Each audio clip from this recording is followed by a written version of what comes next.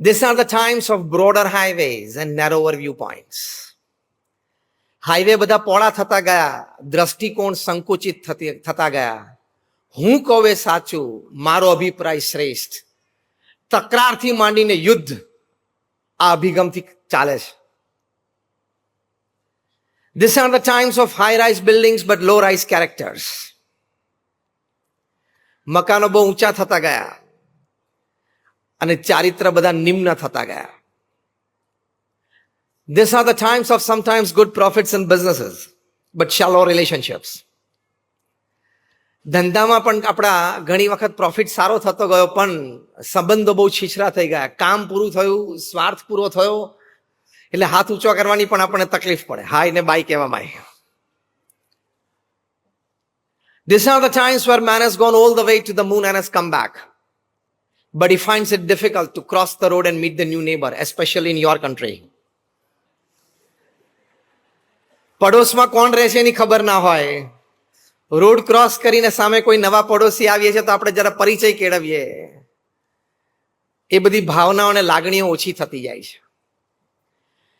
એટલે the list is very long describing the state of affairs of the 20th century and the 21st century man.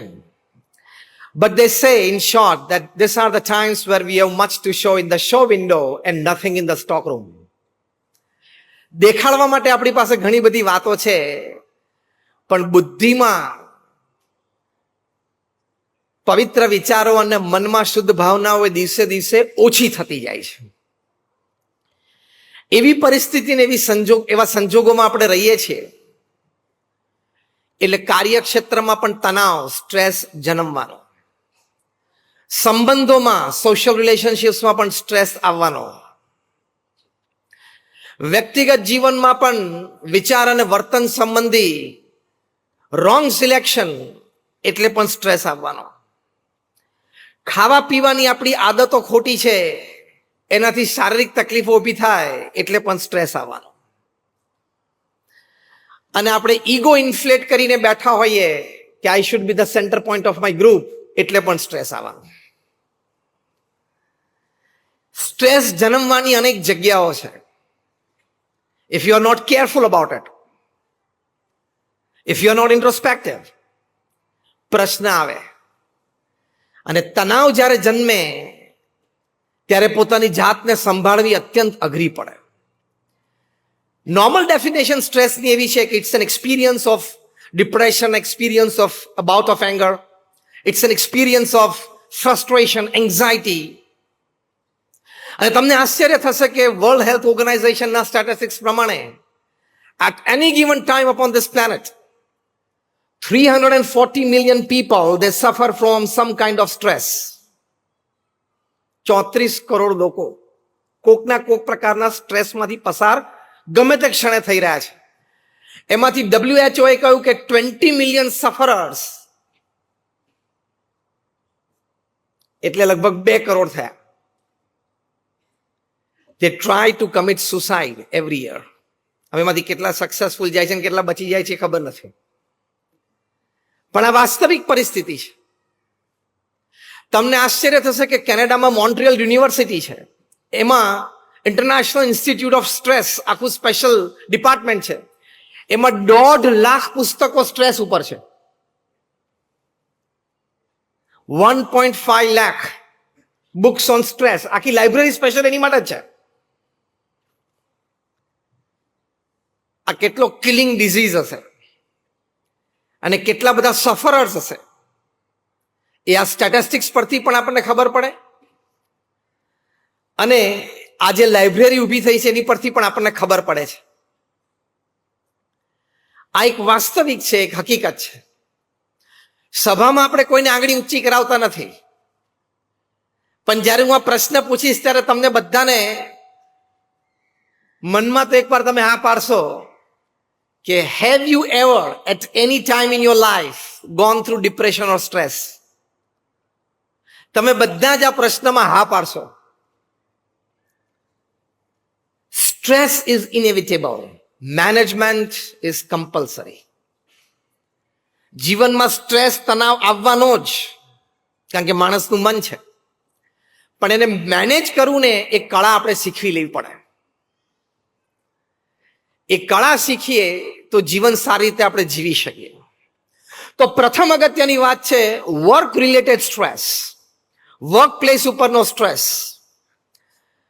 Working colleague સાથે interactions અને રિલેશનશિપમાં stress, unwanted boss on your head, stress, work timings fluctuation, stress, office politics at work place, stress, expected promotion ના મળે, stress, આપણા કરતા જુનિયરને મળી જાય વધારે સ્ટ્રેસ. આ બધા વર્ક રિલેટેડ સ્ટ્રેસીસ છે. જે જોબ આપણને જોઈતી હોય એ ના મળે, કારણ કે ફાર્માસિસ્ટ કે આઈટી એન્જિનિયર થયા પછી પેટ્રોલ પંપ ઉપર ઉભા રહેવું કોઈને પણ ના ગમે ને. પણ હવે એક સ્ટ્રેસ છે, you have to live with it, you will have to manage it.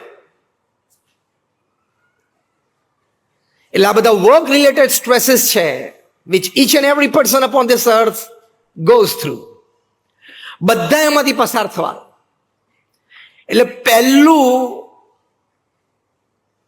સંતોષકારક અને પહેલી વાત જે આપણને હૂંફ આપે એ છે કે સ્ટ્રેસ અનુભવવામાં હું પૃથ્વી પર એકલો નથી. જીવનમાં જે પણ ઘટના બને ને એની આગળ કરોડ લગાડી દેવાનું કે મારા છૂટાછેડા થાય. કરોડોના થયા છે.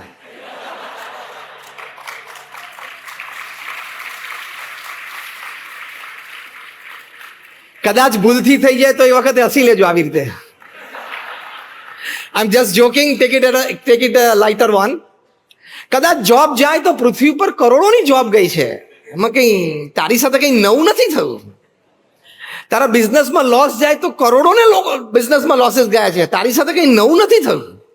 Am I right or wrong in putting this perspective? Raise your hands if you say yes. This perspective is very important to manage work-related stress. I'm not alone. In the sense, I'm not singled out by nature or God to face this. કરોડો લોકો આમાંથી પસાર થયા છે અને કરોડો લોકો થવાના છે.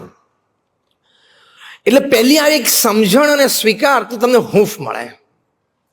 અને એની સાથે બીજી શું સમજણ, કરોડો લોકો જેની જોબ ગઈ છે એને પાછી મળી પણ ગઈ છે, એટલે મને પણ મળી જશે. કરોડો લોકો ડિવોર્સમાંથી પાસ થયા છે, એ લોકોને પાછું રીસેટ ઘણા બધાને થયું છે, મને પણ.